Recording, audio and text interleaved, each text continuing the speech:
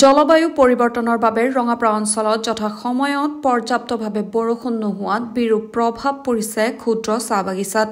বৰষুণৰ পৰিমাণ হ্ৰাস পোৱাত ক্ষুদ্ৰ চাহ বাগিচাসমূহত কেঁচা চাহপাতৰ উৎপাদন যথেষ্টখিনি হ্ৰাস পাইছে। প্ৰতি বছৰে মাৰ্চ, এপ্ৰিল, মে মাহত কেঁচা চাহপাতৰ উৎপাদন বৃদ্ধি হয়। চাহপাতৰ উৎপাদন বৃদ্ধি হ'লে ক্ষুদ্ৰ চাহ খেতিয়কসকলে যথেষ্টখিনি উপকৃত হয়। কিন্তু এইবাৰ মাৰ্চ আৰু এপ্ৰিল মাহত কেঁচা চাহপাত ৰঙাপাৰা অঞ্চলত উৎপাদন নহল। বিশেষকৈ জলসিঞ্চনৰ সুবিধা নথকা ক্ষুদ্ৰ চাহ খেতিয়কসকলে বৃহৎ লোকচানৰ সন্মুখীন হ'বলগীয়া হৈছে। শোণিতপুৰ জিলাৰ ৰঙাপাৰা অঞ্চলত বতৰৰ বাবে 1500খন ক্ষুদ্ৰ চাহ বাগিচাত হ্ৰাস পাইছে কেঁচা চাহপাতৰ উৎপাদন। বতৰৰ ওপৰত নিৰ্ভৰ কৰি ক্ষুদ্ৰ চাহ খেতিয়কসকলে বৰষুণ পলমকৈ হোৱা বাবে মে মাহতো কেঁচা চাহপাতৰ উৎপাদন পূৰ্বতকৈ হ্ৰাস পোৱাত চিন্তিত হৈ পৰে বুলি চৰাইদেউ ক্ষুদ্ৰ চাহ বাগিচাৰ স্বত্বাধিকাৰী মৃণাল গগৈয়ে সদৰি কৰে। তেখেতে লগতে কয়, জলসিঞ্চনৰ সুবিধা নথকাৰ বাবে বৰষুণৰ ওপৰতে আমি ভৰসা কৰিবলগীয়া হয়।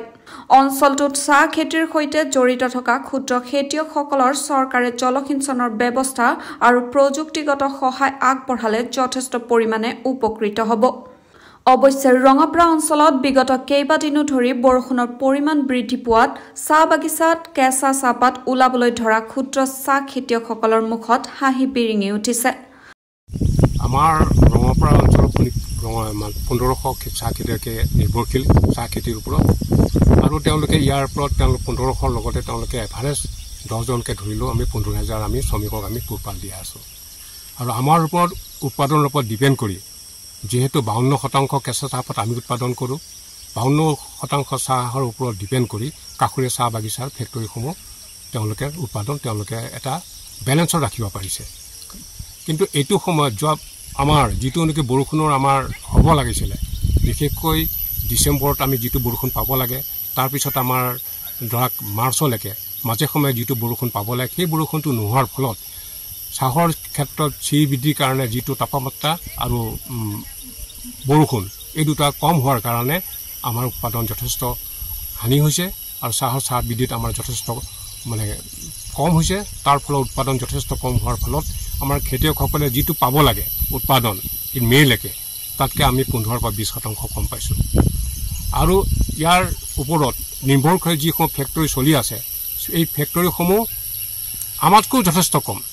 আমি যিমান পাইছোঁ তেওঁলোকে আমাতকৈ কম পাইছে। বতৰ ইমান আচৰিত ধৰণৰ এটা পৰিৱৰ্তন আহিছে।